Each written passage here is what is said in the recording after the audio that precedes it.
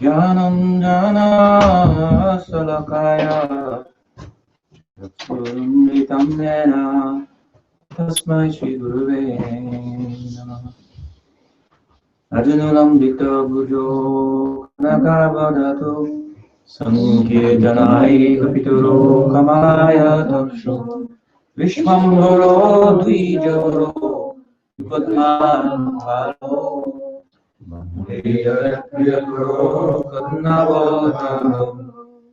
Vande Shri Krishna Chaitanya Nityananda Sahodaya Gauraya Vishwananda Chitra Sangha Vande Shri Ramakrishna Avaya Namasko Sukaro Paramananda Sundaro Susapriyo He Krishna Karuna Sindhu Dinamamando Tirapate Gopesha Gopinanda Radha Namaste Bhakta Kanchan Gaurangi Radhe Vrindavaneshwari Namaste Devi Pranamami Shri Guru Vaishnava Parampara ki Jai Shri Chaitanya Charitamrita ki Jai Gaur Bhakta Vrinda ki Jai Premanande ki Jai. Welcome. So we're continuing our discussion of Sri Chaitanya Charitamrita, Krishna's Kaviraj Swami Mahashaya.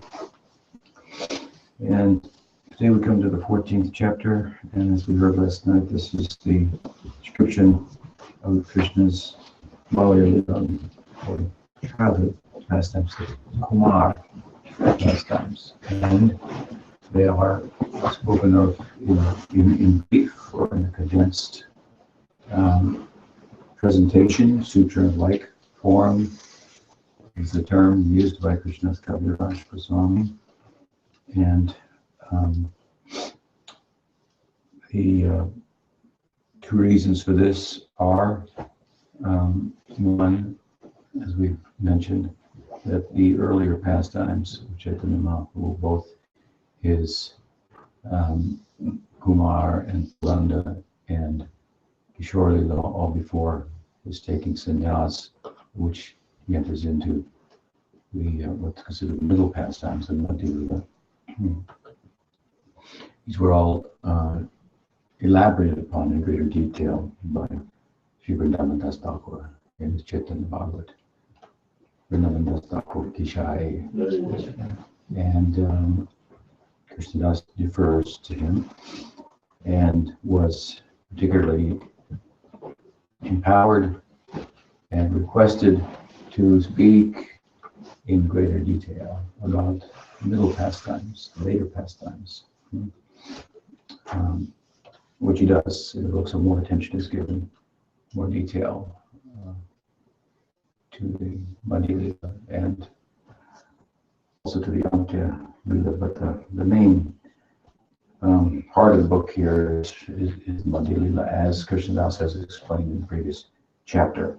And that's the Lila, of course, by which we get access to Chaitanya Mahaprabhu's method and the teachings that support the Nam Sankirtan, the underlying philosophy and theology and so forth. So, for good reason, it's the most important section. But for other reasons, as we explained to some extent last night, the earlier pastimes are more important because middle pastimes give us access to them. So, by following the method to Chaitanya Mahaprabhu's madness, we can enter into the Navadvip Lila, with Chaitanya Mahaprabhu. Puri Lila, the whole Madhya Lilas, all manifest in this world with his appearance, and it's involved with his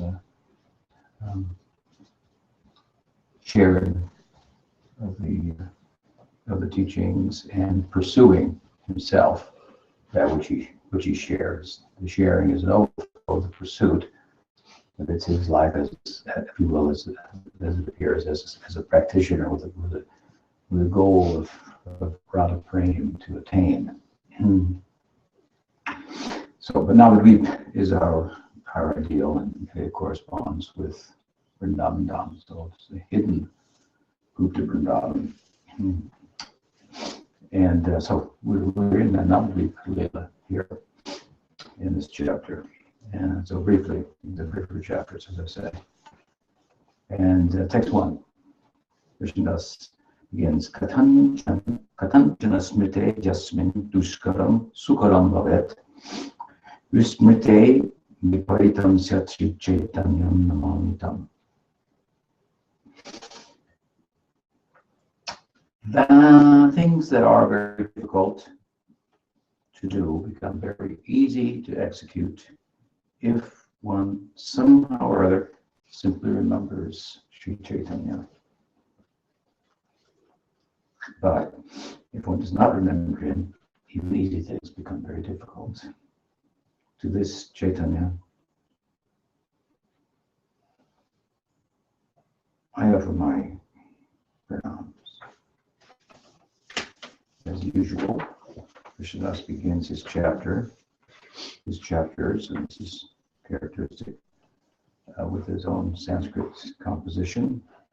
Those are nice verses worth compiling and making for a morning recitation.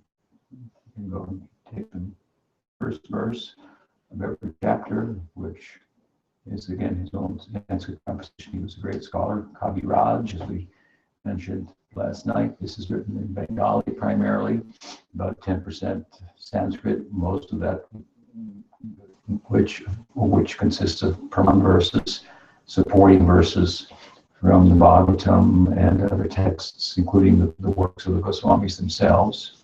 He cites them as authoritative evidence.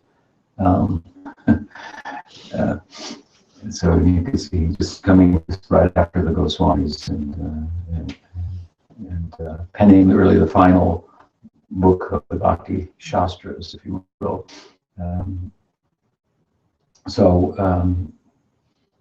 Could call him the seventh Goswami, and we'd have to have an eighth. But it's a good exercise. It would be a good exercise to go and take the first verse of every chapter. And these are not Praman verses, but own verses in glorification of Chaitanya Mahaprabhu. Often they say something about the chapter. This one doesn't particularly say anything about the chapter, but it speaks about the wonderful and powerful influence of Chaitanya Mahaprabhu, which I think that Krishnadas Kaviraj Goswami is saying here, implying here. It's a difficult task to adequately glorify Chaitanya Mahaprabhu, but if we remember him, then it'll be easy to do. It'll be natural. It'll flow from us naturally. If we remember him, we develop love for him, then naturally there'll be an outpouring that will be much transitioning, satisfying to the Vaishnavas. And he gives a converse that, for that matter, ordinary things become very difficult. Difficult things become easy by remembering him, and ordinary things become difficult by not remembering him. Ordinary things, I suppose we could say, by not remembering him, that means material life, and that's become quite difficult.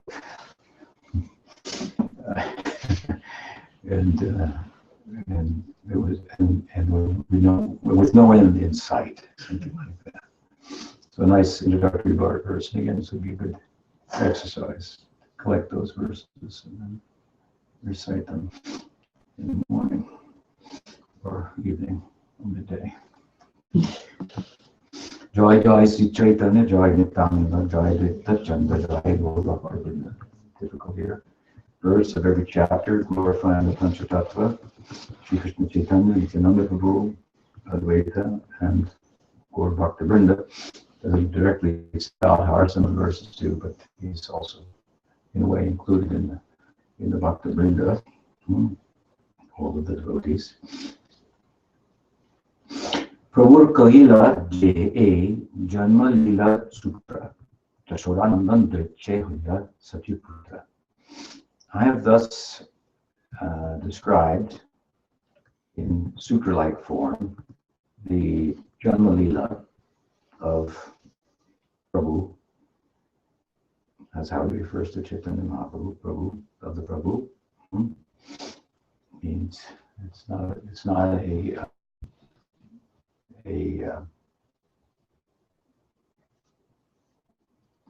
one time I came into a room and to see one of my god brothers, I think it was Guru Kripa Maharaj was there, and he was sitting with a brahmachari, and the brahmachari said, "Oh, Tripurari Prabhu," and Guru Swami. Then he said, "Oh, I mean Maharaj." And then Guru Kripa Swami said, "Prabhu, that's a very high name." And he went on. It was so inspiring to me to hear that. That's a very high name. And it's true, we take it lightly, but Siddhanta Saraswati Thakur specifically taught his disciples to address one another as Prabhu. I heard there was a big controversy whether there was a feminine gender, or what would you call it? Probably. Well, feminine case or grammatical term. Gender. Whether people are against that, but the teaching, of course, of Chaitanya Mahaprabhu is that, among other things, if anyone knows the truth about Krishna, they're my Guru, they're my Prabhu, they're my Lord. My respect to them. And Kinada Pisanishi Trora Pisajana Amani Namanadina to give all respect to others.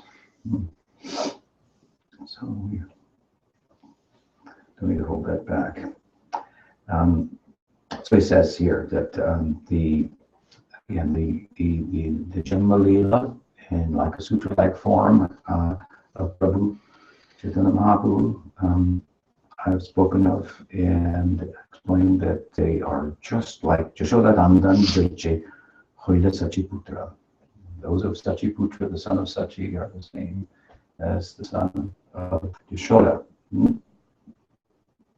Sanchepe Kohila Janma Lila Anukram Ibi Kohi Balya Lila Sutra Ganan. I've already briefly spoken about the pastimes of his birth in chronological order. Now I shall enumerate his childhood pastimes. Bande Chaitanya Krishnasya Balya Lilam Manoharam Lokikim Apitam Isha Chaitasya Valilantaram. This is another now Sanskrit verse of his own composition. It says, Bande Chaitanya Krishnasya. And I offer my obeisances, my respect to Chaitanya, who is Krishna himself. And Balalilam, his childhood pastimes, Manoharam, that steal away the mind. And it means they're very, very beautiful. This is our method, of course, for dealing with the madness of the mind. By contrast, we know that there are other methods of old that have been employed to deal with such a difficult subject, task, harnessing the mind, something that Arjuna in Bhagavad Gita expressed exasperation at the prospect of being successful there, and he said that what is the Sanskrit? Catching the wind or something. More difficult than controlling. Yeah, I was looking for the Sanskrit now. The English, I forget it now. Candle in the wind. Yeah, so it's like trying to control the wind.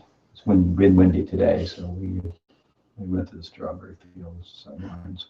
I thought were take there. It's difficult to control the mind, like the wind. And so there are other methods to deal with it. But Arjuna felt that the method of yoga that Krishna was speaking about, this is in the 6th chapter, subject is meditation there. He was, again, he expressed exasperation. Of course, Krishna told him it's possible with practice and detachment. And ultimately, he pushed forward and concluded that chapter with emphasis on bhakti, and then began the middle chapter speaking about himself. And this is our method for controlling the mind, to bring it in touch with something more beautiful than any of the thoughts that could be generated from the material mind. Of course, we do suffer from thinking of what we've heard with a material mind about it, but it's a beautiful method, much more user-friendly and powerful than, for example, staring at a white wall for 8 hours a day. I've heard that's one of the methods employed by some of the Buddhist schools.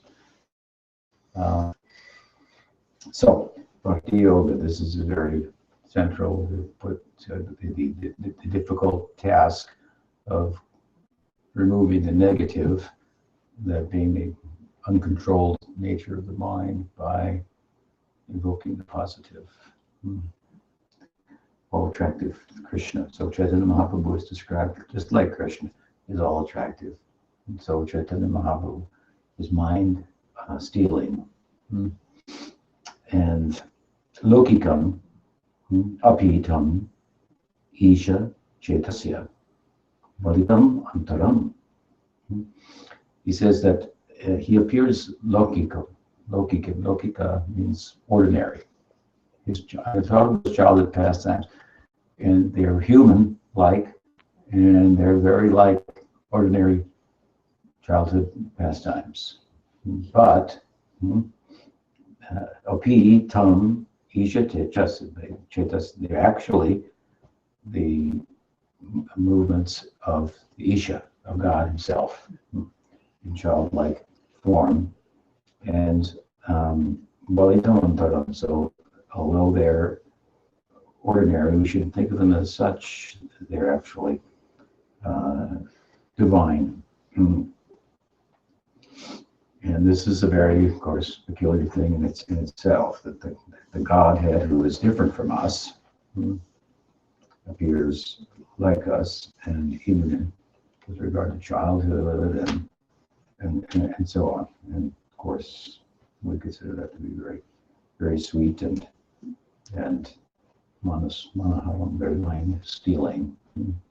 I've often said we're very charmed by that when we hear the narrations of Krishna or Chaitanya Mahaprabhu acting in ways that very much correspond with ourselves and our psychology and so on. We're able to bond with the Godhead in a way that no other path affords us the same opportunity. We really bond emotionally with one another and things and so on and so forth. So this is a path that really enables us to bond in a very comprehensive way with the Absolute, in a way that praying is really said to be all about and defined.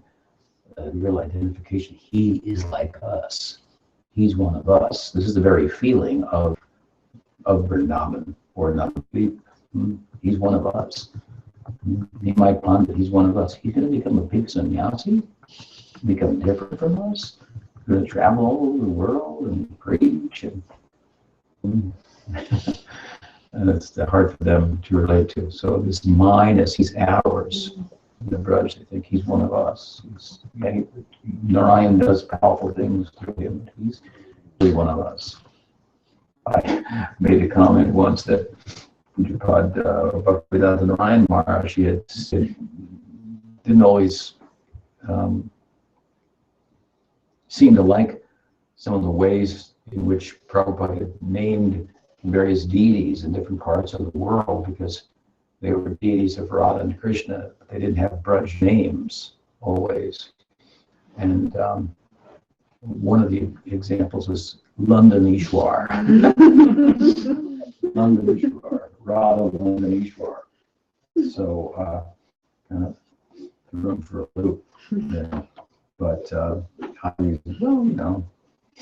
of course, London at the time that Prabhupada appeared in the world was ruling India, and for him to go to London and have the temple and the Rath Yatra in Trafalgar Square, I think he compared the Rath Yatra area to like Mount Meru, which is manifesting in London. This is his vision. And with regard to the name London Ishwar, well, maybe he wanted local people to think he's one of us, he's ours, something like that. They did express, some of the Londoners, the similar feeling for the great Bhaktisiddhanta Saraswati Thakur, who used to use a Western-style toilet. And some British people noted it. And there was a famous British lady that had written back to other Londoners about the sadhu that she'd met. He's different than the rest of them. And he even uses an English toilet. So it was like he's like one of us. He was coming on their terms, something like that caused a bond with him in her heart. It was desirable. This is the frame. And then, with that in place, London turns into Malvern. That's the substance of it all is.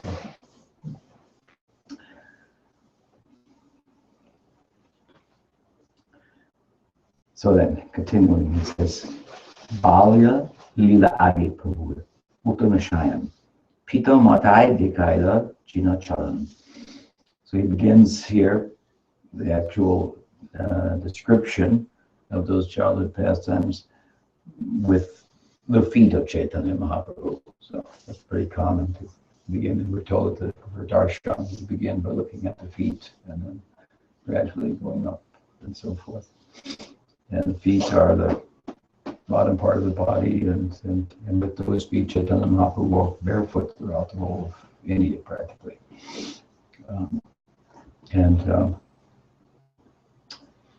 And typically, of course, if you're walking with your feet on the ground, then they're not the most beautiful and softest part of the body. But his feet, like Krishna's feet, of course, are compared to a lotus flower, which is the symbol of beauty in the world in Indian aesthetics, and of course, very soft and tender, and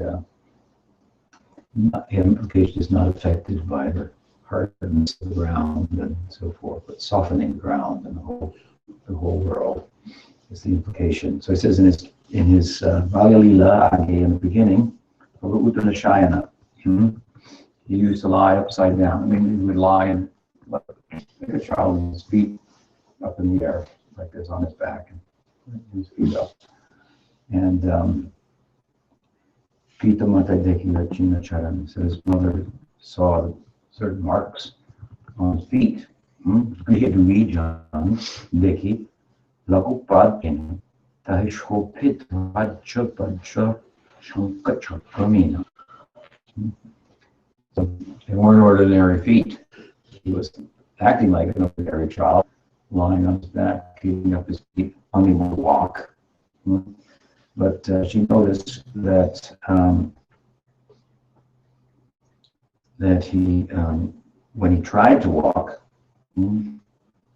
there were footprints left, and in the footprints she could see the impressions, lines of the flag, the thunderbolt, the conch shell, the disc, the fish. These are some of the auspicious ankotaram.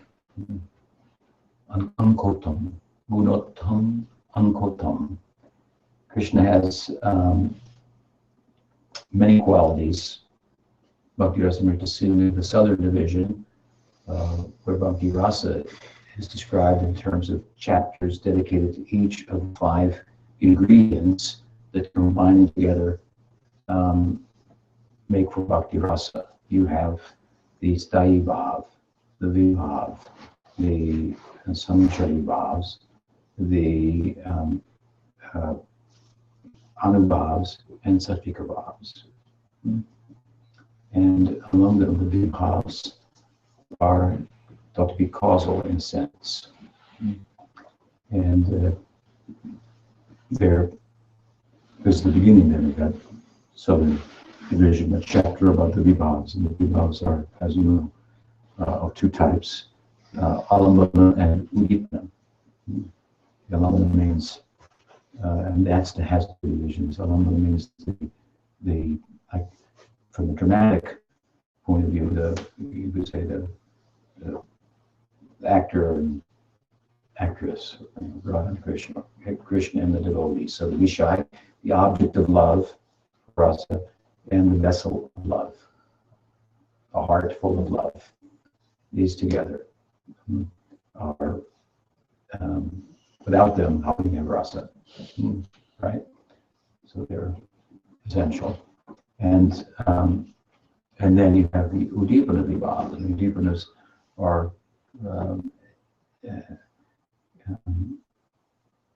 that which gives rise to rasa as kind of a causal kind of influence. I'll give an example. If you come home and your daughter has been away in Europe and you're expecting her back next week, and you get to the house and you see her shoes there, and you think she's back.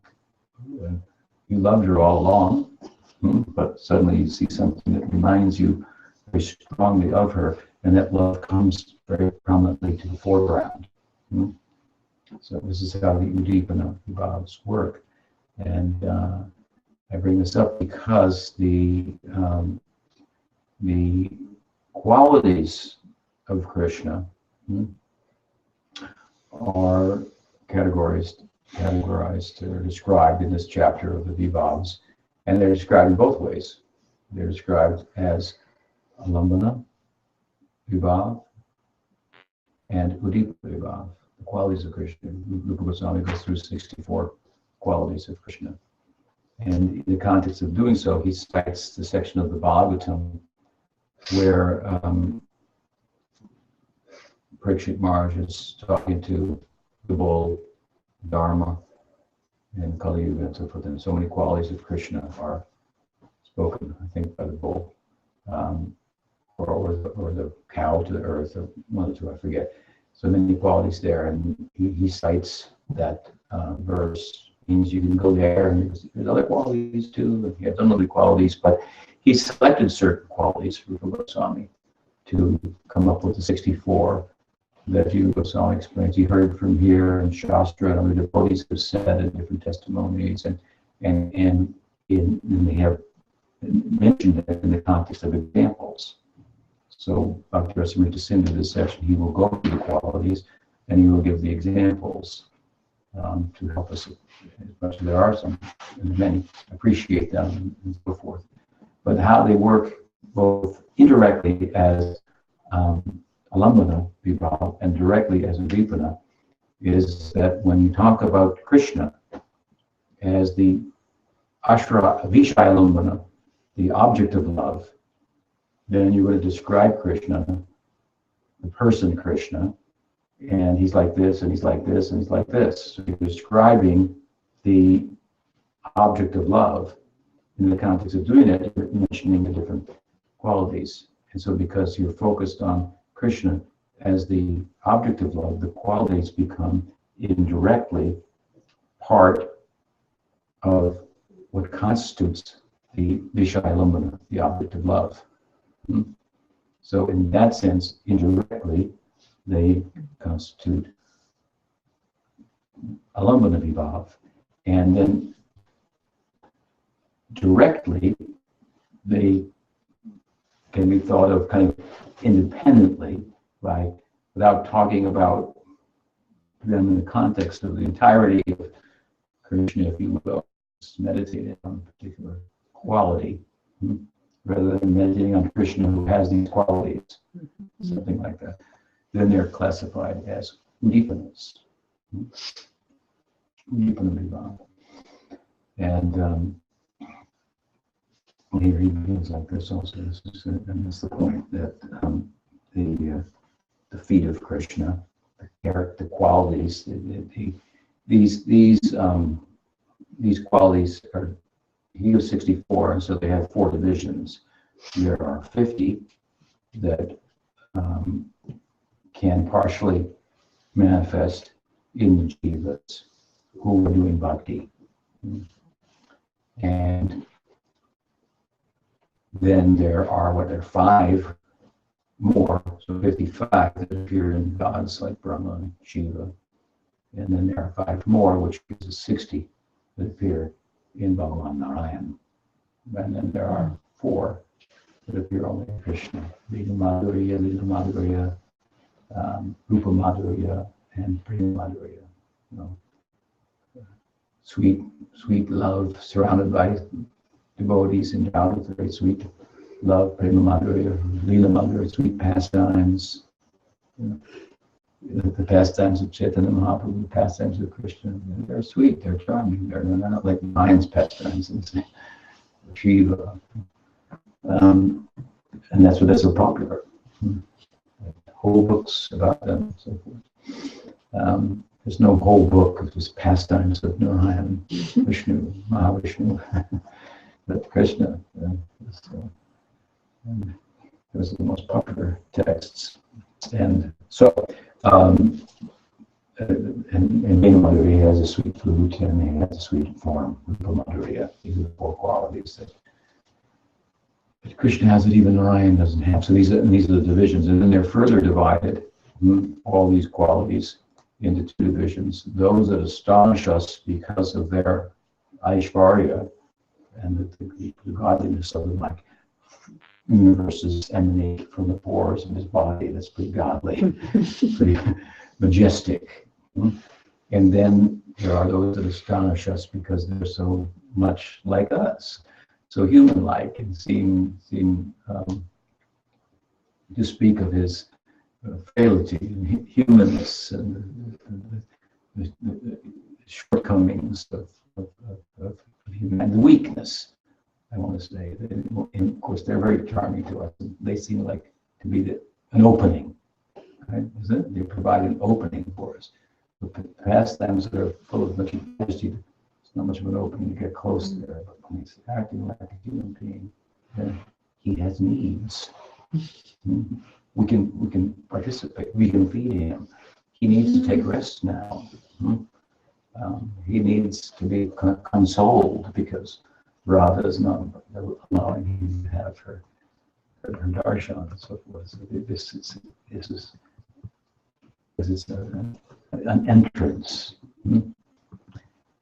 So both divisions are there, and Swami begins with describing the angas, the limbs of Krishna, and here relative to Sarvasal Lakshanamrita, he has auspicious bodily characteristics.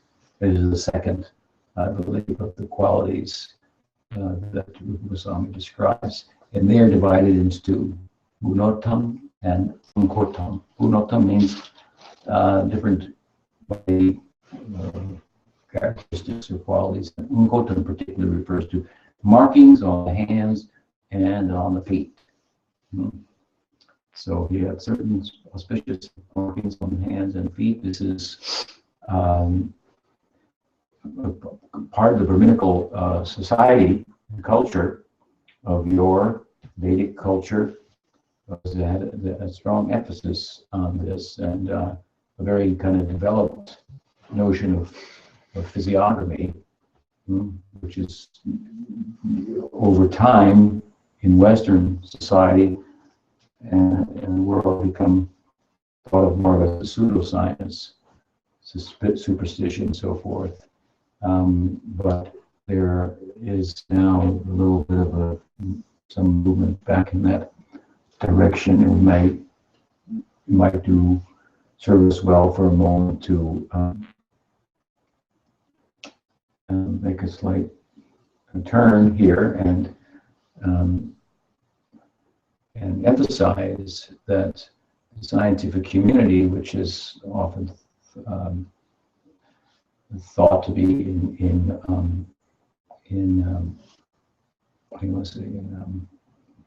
opposition to the religious and spiritual perspective, because, well, for different reasons, it's thought like that by a number of people. For example, it said, well, we look in the Bible and we find, a statement that sounds pretty sexist, so obviously people weren't together, and they don't, and this is the holy book, and that was inappropriate socially, and so forth. So we throw it out.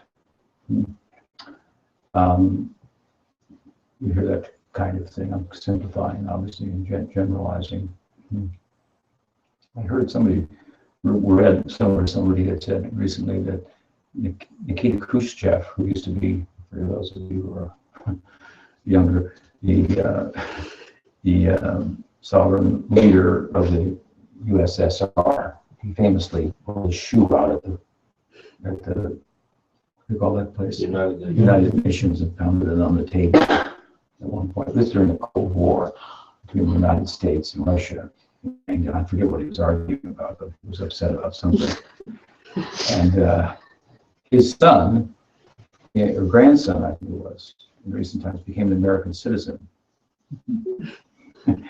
And so he was pretty upset. It was Khrushchev and Kennedy, I guess, right? And they came very close to like blowing up the whole world. You know the story. And so the grandson was asked, well, what do you think your grandfather would think about this? And the grandson said, we should not judge people of previous times by standards of today. So the world is very different now than it was at the time my grandfather was the leader of Russia. So it was a good answer. Mm-hmm. And we tend to do that, or people tend to do that. And it's very context. I mean, like I said before, Abraham Lincoln is known for signing the what's it called? Emancipation Proclamation, freeing the slaves. But he also thought that, of course, they could never run for office or anything like that. They should be free.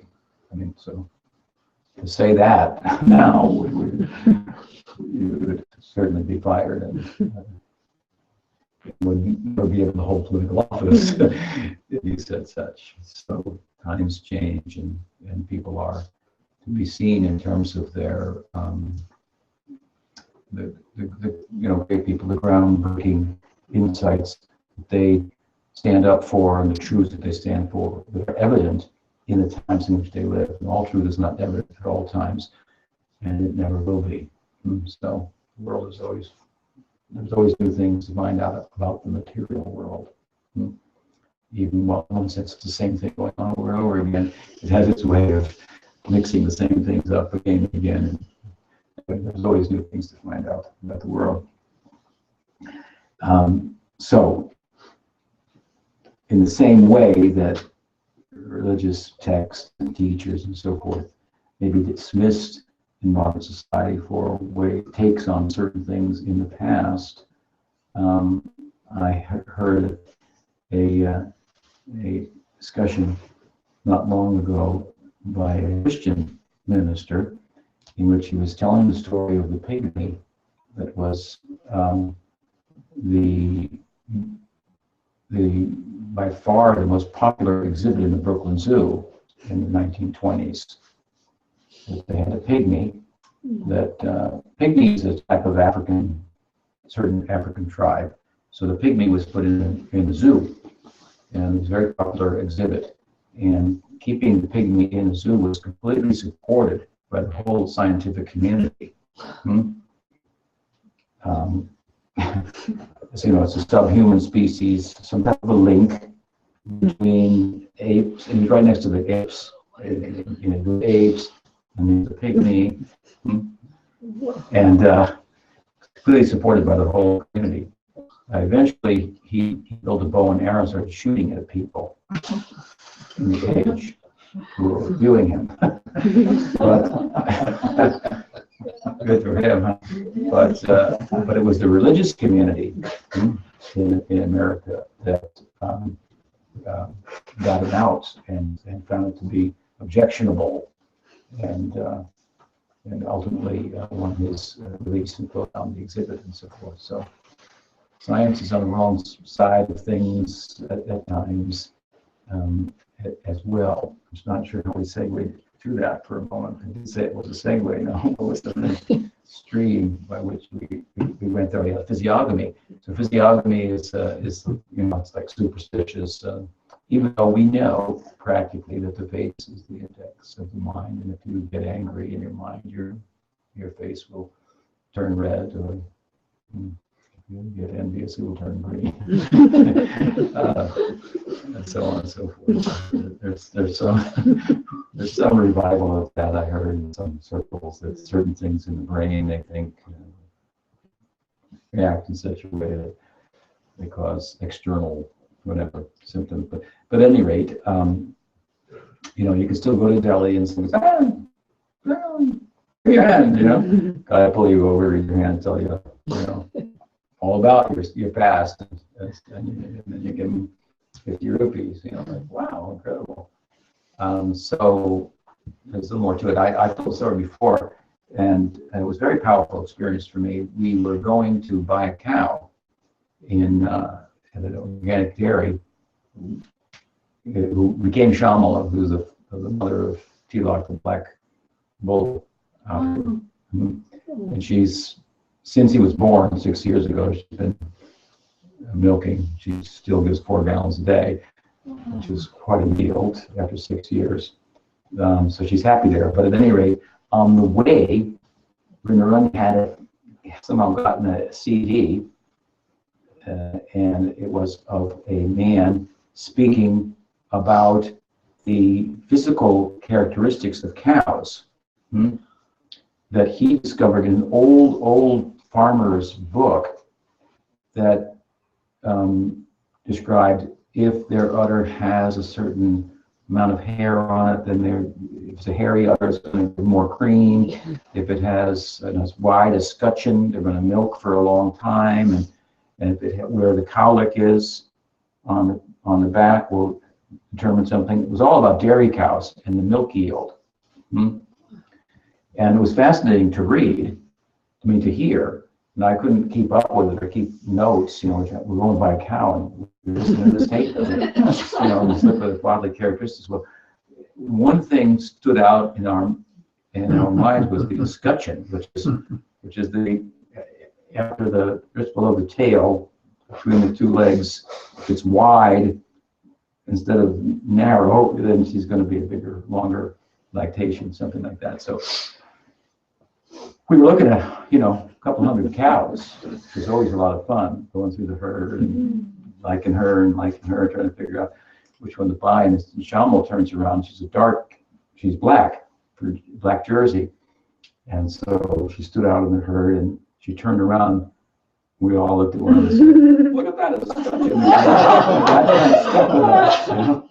So sure enough, we got her. She's been a great milker. But I want to get that tape again. I've thought about it many times. Here I am thinking of it again and go through it.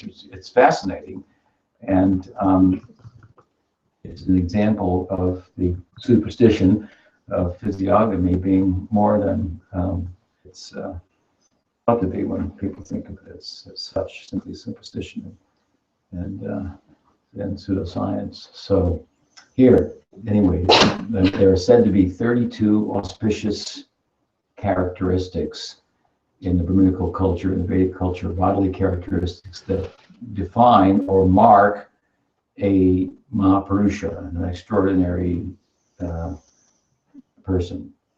And the idea in Bhakti-rasa in Singapore, just as Rupa Goswami begins his description, and he raised this point, or Jiva Goswami in the commentary, and his 5 parts of the body are fine, a certain number are broad, short, thick, and so on and so forth. I can't remember them all. The 32 auspicious bodily characteristics in Krishna had them all. If you see some of them, then you think, oh, they're auspicious. He had them all. And it's thought that no, not even any avatar has all of them. Here it's just particularly described the unkotam, unkota, the feet, markings on the feet and hands, but the feet are being discussed. And I've read at least descriptions up to, 19 different markings on the feet. Typically there's like 8 on one, 8 on the other, but then 3 others are mentioned somewhere. So the lines on the feet, the lines on the hand, you can tell who the person is, what their life's about, and so on and so forth. So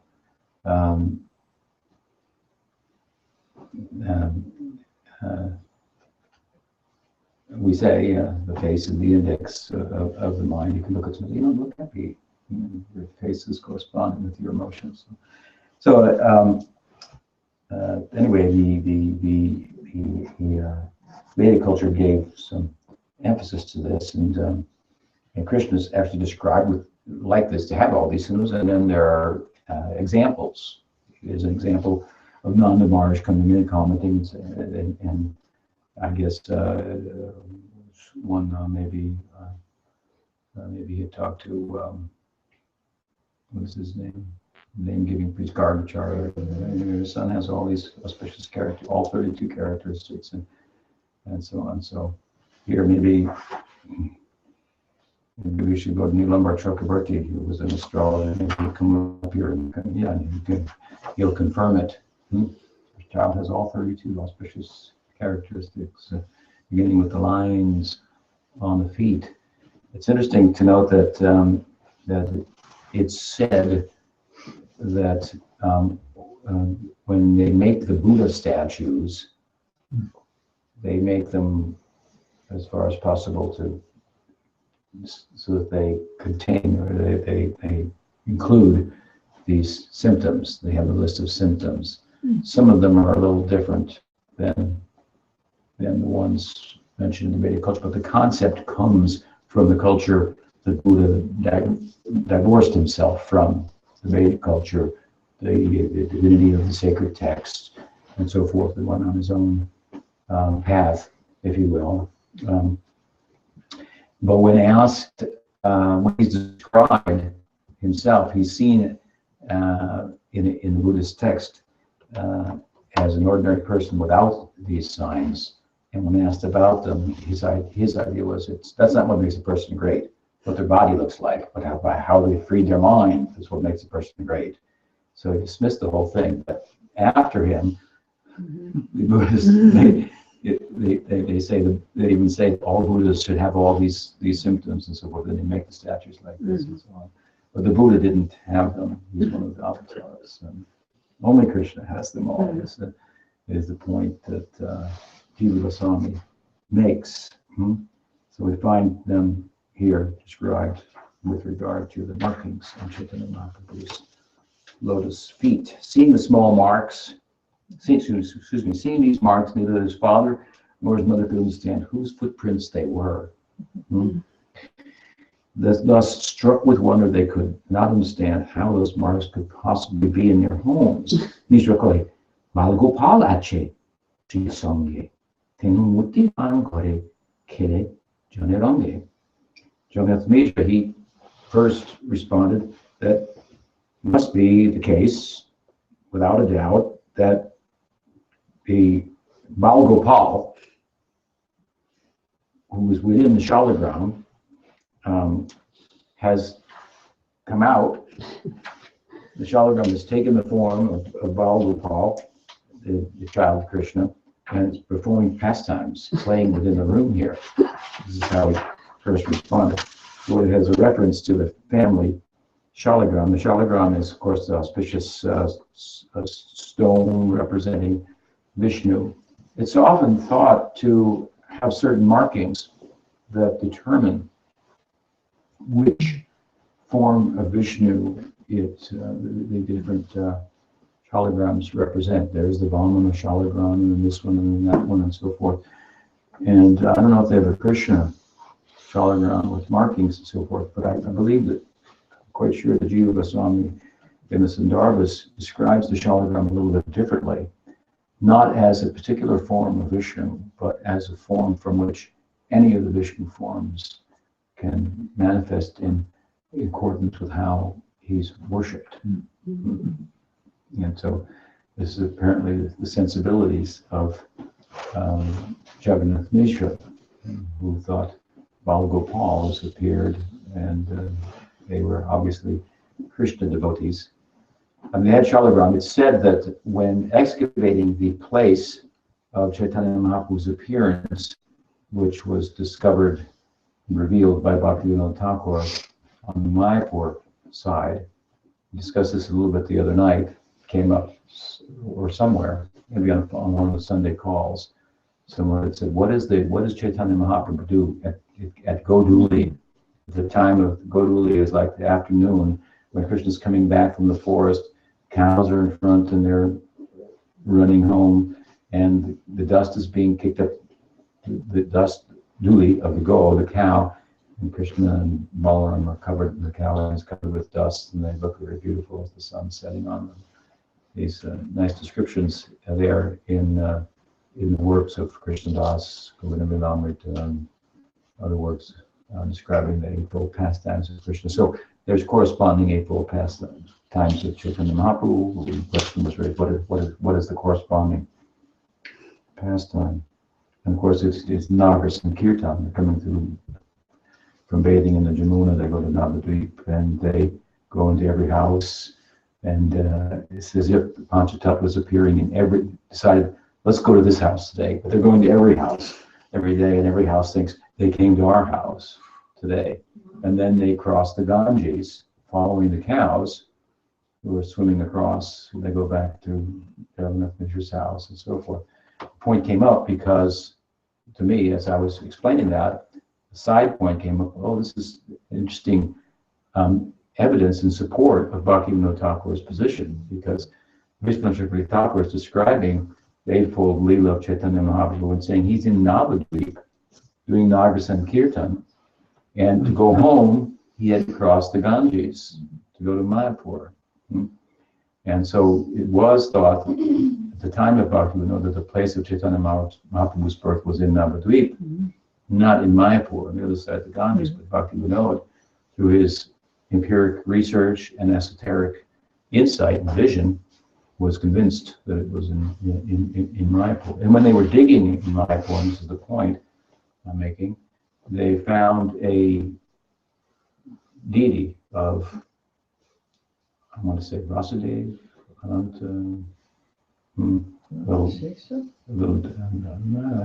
anyway, I think it was a Vasudeva deity, Vasudeva, another name for Krishna, of course, and that was then thought to be the deity in the house of Jagannath Mishra. So Vasudeva deity in a little shalagram, and here Jagannath Mishra is thinking that our worship of shalagram, as Balagopal, is fruitful. He's actually coming out and walking amongst us. As we say, that the Ragatmika Bhaktas are very good Vaidhi Bhaktas, doing archa and worshipping very nicely Vishnu, shalagram, thinking of Krishna as some, well, anyway. So then She Chanik Jagini Mai Kore Krandan, Filan Sachitam, Pioilastan. While Mother Sachi and Jagannath Mishra were talking, child Nimai woke up and began to cry. Mother Sachi took him on her lap and allowed him to suck her breast. Stan Pi Te Putre Charana Dekila. Sechina Paye Deki Mishra Bolo. So he's nursing from her, and she gets a real close look at his feet. And at that time, it became apparent to her by his grace, those feet are those footprints that you're seeing. and how he had to put, typically, it's very beautiful in the Srimad Bhagavat commentary of Chakrabarti Thakur in the Poganda Leela, when the Poganda Leela of Krishna is described, 15th chapter of the 10th canto of Bhagavatam, the killing of Dhanakasura, begins with a very Krishna beautifully glorifying Balaram. Appropriate. And he's the leader of the Sakyarasa devotees. But one of the things that's described there is that he's entering the forest and leaving his footprints. And Chakrabarti Thakur says, well, because he's a little older now, he has more weight, and so the footprints are showing up. These are one of those things that causes to bond with him. But here, I mean, of course, as a child, Balakrishna was also making footprints in the house, in the yogurt and the butter, and he was spilling and distributing to the monkeys. And so anyway, somehow they saw his footprints, and now she's nursing him, and she looks closer and says, I hadn't seen that before. So she calls Jagannath Mishra. And look, the marks that are visible on the floor in the room, they're on our son's feet. Jekiya Mishrer Hoida Anandito Mati. Guptevu Laila Nimamba Chakravarti. Bring the physiognomist in here. This is the astrologer. This Nilambar Chakravarti is the father of Sachi, and he was a great astrologer. And this astrology and physiognomy, they pretty much kind of went together. So you know the stars, and then you know the lines on the body, and then you know the person. So when they saw the wonderful marks, Jagannath Mishra became very joyful, and he privately called Nilambar Chakravarti. China Deki Chakravarti Bolena Hasia Lagna Gani Puve Ami Lakiachi Likia. Nilambar Chakravarti saw those marks, and with a smile he said, formally, this is related in the previous chapter, I ascertained all this by astrological calculation and noted it in writing. The child had been in the womb for 13 months, so it was a concern. They brought the grandfather-to-be, who was a Kavi and an astrologer, and so he did the chart, see what's going on, and said, oh, this is the day that he will appear. And therefore he should be named Vishwambara. They're referring back to that. He said it was previously, here it is. Look, it's confirmed now through the physiognomy as well. Batisha Lakhan Mahapurush Bhushan. E Shishu Agit Deki Sheshab Lakhan. There are 32 auspicious bodily characteristics that symptomize a great personality. And I see all those marks in the body of this child. Sanskrit verses given describing them. There are 32 bodily symptoms of a great person. 5 parts of his bodily parts. 5 of his bodily parts are large, 5 fine, 7 reddish, 6 grays, 3 small, 3 broad, and 3 grave. That's a whole other discussion to go into all of those and how they appear on Krishna and Chaitanya Mahaprabhu as well. But Nayan China Yukta Shi Hasti Charan, Hastacharan, Eshishu Sarvaloke Kurive Dharan. So this baby has all the symptoms of Narayan on his palms, we should say, and more. And he will be able to deliver the 3 worlds. Eta Kurive Vaishna Dharmera Prachar, Iahuite Hovedui Kulera Nishtar. This child will preach Vaishnav cult and deliver both his maternal and paternal families. Mohotsavakar Shab Bolaha Brahmana Ajidin Bhala Kuriva Namkaran. I propose to perform a name-giving ceremony. We should observe a festival, call for the Brahmins, because today is very auspicious. Sarvaloker Kurive Ihan Dharano Posham Vishwambarnam Ihad Eta Karan. In the future, this child will protect and maintain the world, will nourish the world. Poshana. Dharana. He will sustain and nourish the world. And Vishwambarnam Ihad, for this Eta Karan. For this reason, he should be named Vishwambar, Shri Vishwambar Mishra Ki Jai. Suni Sachi Mishra Mone Ananda Bodhila Brahmana Brahmani Ani Mahotsava Puja. After hearing Nilambar Chakrabarti's prediction, Sachi and Jagannath Mishra observed the name-given ceremony, festival, in great joy, inviting all the Brahmins and their wives. Srimad Mahaprabhu Jai. Lord Premanande. Any questions?